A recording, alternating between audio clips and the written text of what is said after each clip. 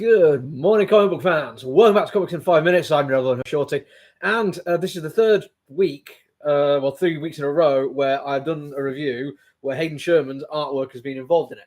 And I just want to say, if anyone's watching this, who actually has a way of reaching out to this person, let them know they're fast becoming one of my favorite artists. It isn't often that an artist will be a reason, or at least the sole reason why I'll pick up a book. Usually I'm like a writer first, but honestly, if I see his name on something, he's definitely going to move the needle now. Definitely make me rethink and possibly just potentially grab it just to see what it's like. Because, like I said, it's the third one I've seen, and we've gone from wide open plains with intense brutal violence to a really interesting character-driven study of what makes people engage in certain activities with the expansive Californian waste in there as well, on fire. And now we have a really claustrophobic character-based horror story involving relationships spiraling out of control at the same time. And all of these things, Hayden Sherman brings his own thing to it. It's still distinctively his artwork. I recognize certain little ticks of his now, but it's still, he does the job that needs to be done for the story, rather than just concentrating on the fact that he wants to do things his own way. He feels like he'd be an absolutely brilliant person to collaborate with. This story in particular, I've enjoyed. I like horror.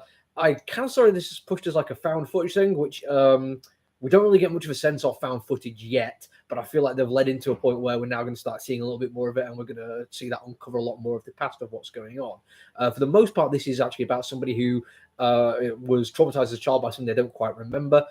Maybe they pushed it down, or maybe their brain just refused to let them think about it. But they've always been kind of searching for it, or being a journalist, and then one day they get a link to a website which basically opens and makes them realize that they weren't imagining everything. There was a real place where these terrible things happened, and she goes and tries to find it.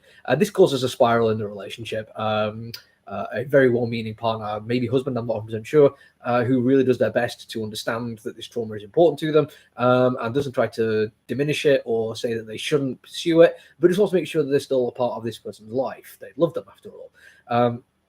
And it's actually quite nicely handled, because after watching Thor: Love and Thunder recently, I realized there's a little bit where you see how Thor and Jane actually end up breaking up and leaving each other's lives, and it feels like it's totally unnecessary. It's really frustrating to watch it, because you want to shout at them. It's like, no, you just talk to each other. This relationship can be saved. It would be brilliant if you just understood each other a little bit better and were open. But it didn't stop me enjoying the movie, because it was actually a very authentic thing that people do. This one, it kind of goes the other way, and there's a lot of conversation. There's a lot of effort put into it, but understanding that some things are intractable and some things need to change before you can move on from them. You can't just bury these things and push them back, and sometimes that's the worst thing you can do, and it does make trauma worse. So you've got that aspect of which is fantastic. Then you've got the horror thing, which is brilliant. On page 1 of this comic book, there is a rather wonderful, almost horror action movie moment.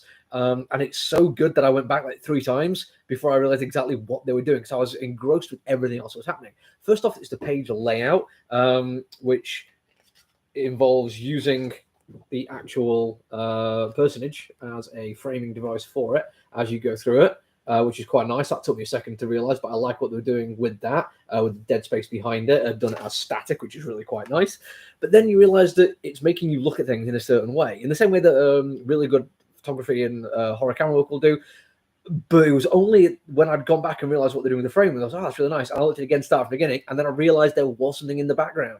I hadn't noticed it. That's how good this is. That me, a comic book reviewer, supposed to be looking at all things comic book and figuring out exactly why I love it or why I don't. I missed something creepy in there.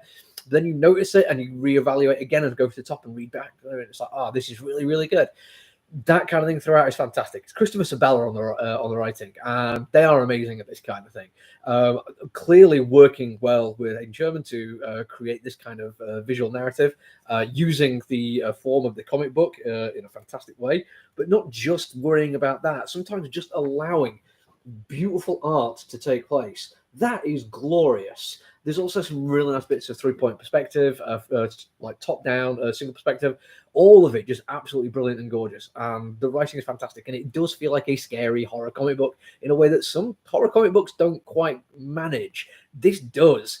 The coloring is kind of unusual as well because yes, there are dark moments where all you get is the light of flashlights to indicate what's going on, but there's others where it's kind of over the top and bright. I mean, the cover alone show you what they're trying to do with the coloring. It looks absolutely vibrant and intense, but it also has like some old school like dot printing kind of coloring in there as well. So it keeps a slightly grainy, washed out feel to it as well.